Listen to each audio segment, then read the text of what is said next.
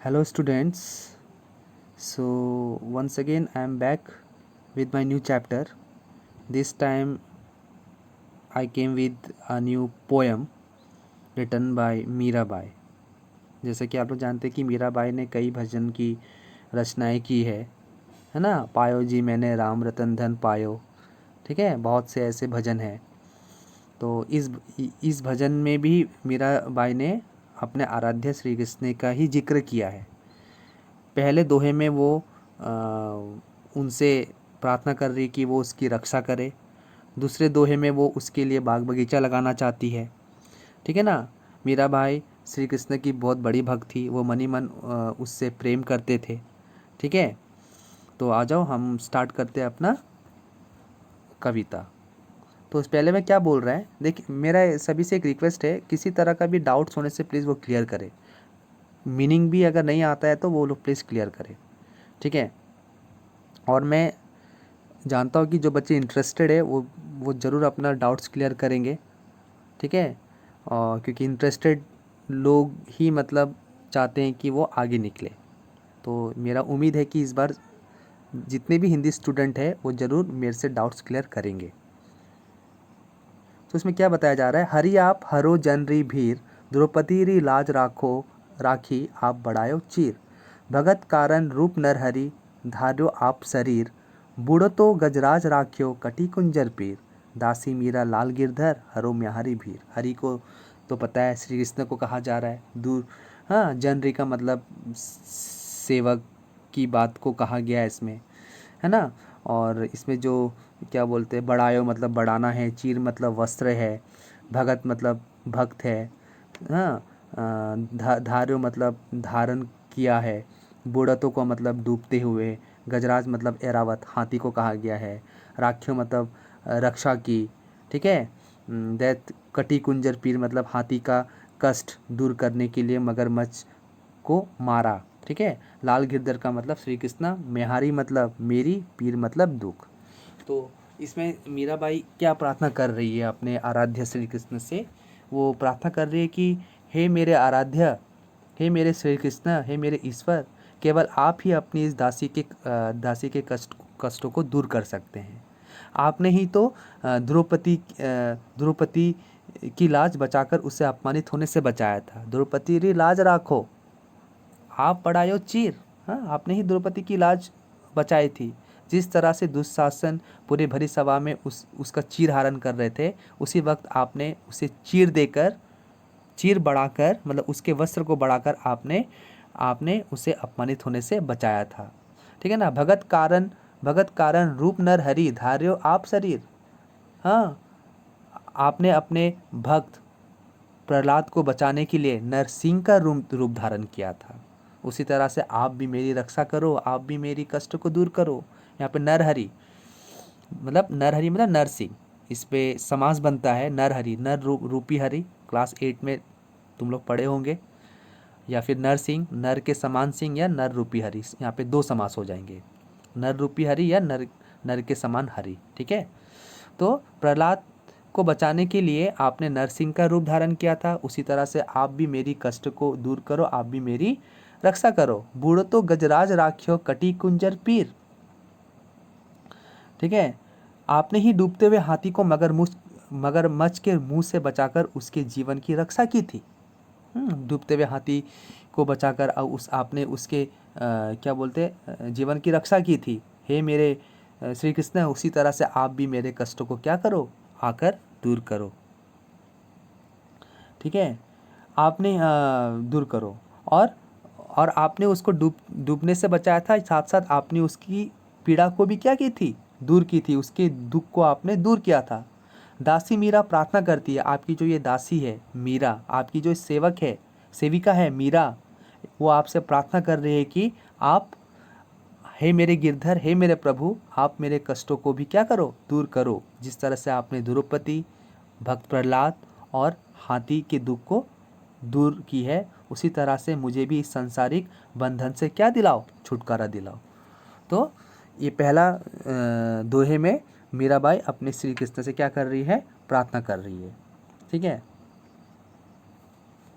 और दूसरा में क्या बोल रहे हैं देखो, दूसरा हमारा बात सरसों तक आएगा, बात सरसी तक आएगा। श्याम महाने चाकर राखो जी, गिरधर लाल महाने चाकर राखो जी।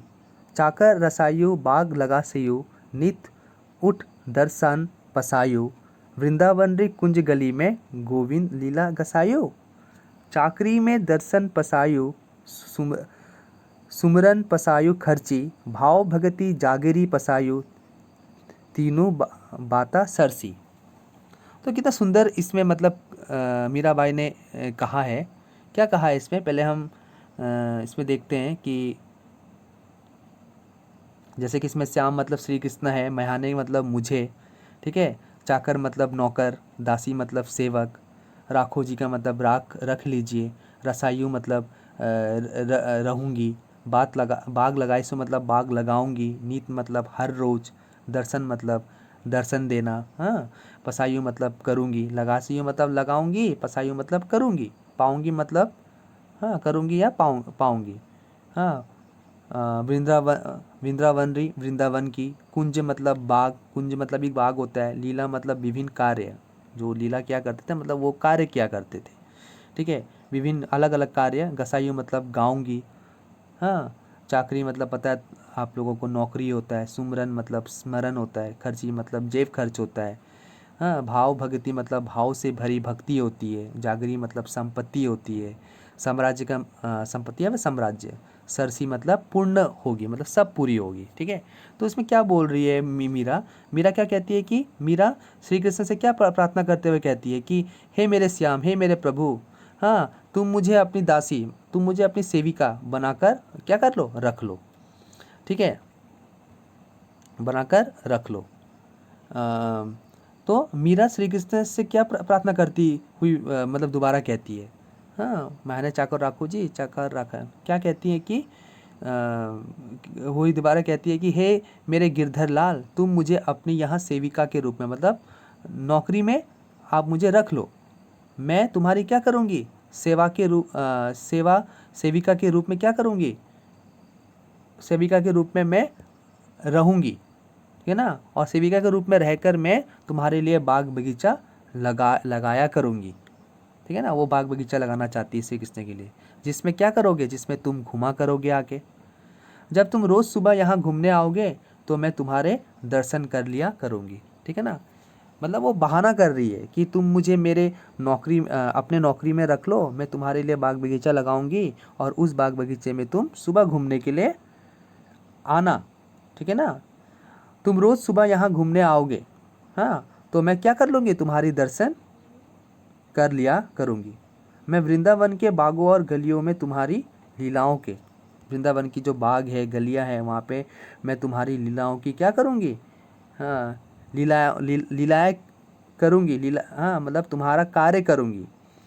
मैं वृंदावन के बाग और गलियों में तुम्हारी लीलाओं के गीत गाया करूँगी, और मैं गीत भी गाया करूँगी। तुम्हारी सेवा करते हुए मुझे तुम्हारे दर्शन करने का क्या मिल जाएगा, अवसर मिल जाएगा, इसलिए मैं तुम्हारी सेविका बनकर रहना चाहती हूँ, मैं तुम्हारी चाकरी करना चाहती हूँ। तुम्हारे नाम स्मरण के रूप में तुम्हारे नाम स्मरण के रूप में मैं जेब खर्च भी प्राप्त करना चाहती हूँ। मतलब मुझे कोई जेब खर्चा नहीं चाहिए, मेरा जेब खर्चा क्या होगा, जब तुम मुझे अपना दर्शन दे दोगे वही मेरा जेब खर्चा होगा, ठीक है ना। ये मीरा बाई कह रही है। इस प्रकार मुझे तुम्हारे दर्शन भी हो जाएंगे, मुझे तुम्हारा स्मरण भी हो जाएगा, और मुझे तुम्हारी क्या भक्ति रूपी क्या मिल जाएगी, संपत्ति, जागीर, हाँ, तीनों क्या हो जाएगी, आसानी से मिल जाएगी, जिससे मेरा जीवन क्या हो जाएगा, सफल हो जाएगा। इसलिए मुझे अपनी सेविका बना लो, मुझे अपनी चाकरी में रख लो, ठीक है। ऐसा मीराबाई कह रही है। ये दूसरा हो। फिर बाद में क्या कहते हैं देखो, मोर मुगट पीताम्बर सोहे, गल बेजंती माला, वृंदावन में धेनु चरावे, मोहन मुरली वाला, ऊंचा ऊंचा महल बनावा, बीच बीच राखू बारी, सावरिया रा दर्शन पसायो, पहर कुसुम्बी साड़ी, आधी रात प्रभु दर्शन दीजियो, जम नाजी रे तीरा, मीरा रा प्रभु गिरधर नागर, हिवड़ो घनो अधीरा। देखो हिवड़ो, जो मारवाड़ी स्टूडेंट है वो जानते होंगे कि हिवड़ो जो है वो एक मारवाड़ी वर्ड है, एक मतलब राजस्थानी वर्ड है, ठीक है ना। हिवड़ो मतलब हिवड़ों का मतलब दिल होता है, ठीक है ना। तो उसमें क्या कह मोर मुकुट मतलब होता है मोर के पंखों से बना हुआ मुकुट। पीताम्बर मतलब पीला वस्त्र, पीताम्बर ये यहाँ पे भी एक समास हो जाएगा, पीताम्बर। हाँ, पीत है जो अंबर या फिर पीला है जो अंबर, ठीक है ना। सोहे मतलब सुशोभित हो रहे हैं, सुन, हाँ। गल मतलब गले में, बेजंती माला मतलब वन में उगने वाले एक प्रकार का क्या होता है, जो फूल होता है, ठीक है ना, जो श्री कृष्ण को बहुत ज़्यादा प्रिय है। और आजकल के ज़माने में पूजा करते वक्त ज़्यादातर श्री कृष्ण को बेजंती फूल ही चढ़ाया जाता है, ठीक है। सावरिया मतलब श्री कृष्ण, क्योंकि वो सावले थे, ठीक, इसलिए उसको सावरिया कहा गया है। बारी मतलब फूलवाड़ी, ठीक है। इसमें पहर मतलब पहनकर, कुसुम्बिका मतलब लाल रंग वाली बताया गया है, ठीक है ना।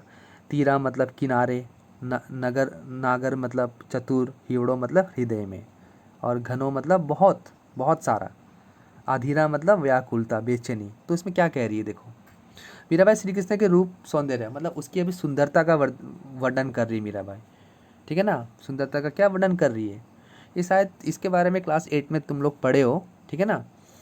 क्या कह रही है वो, मतलब उसकी सुंदरता पर अत्यंत बहुत ज़्यादा मतलब मोहित है। और वो क्या कह रही है कि वह उनके रूप सौंदर्य का वर्णन करते हुए कहती है कि, क्या कहती है, श्री कृष्ण के माथे पर क्या है, मोर पंखों से बना हुआ जो सुंदर मुकुट है, वो बहुत ही सुंदर लग रहा है उसके माथे पर।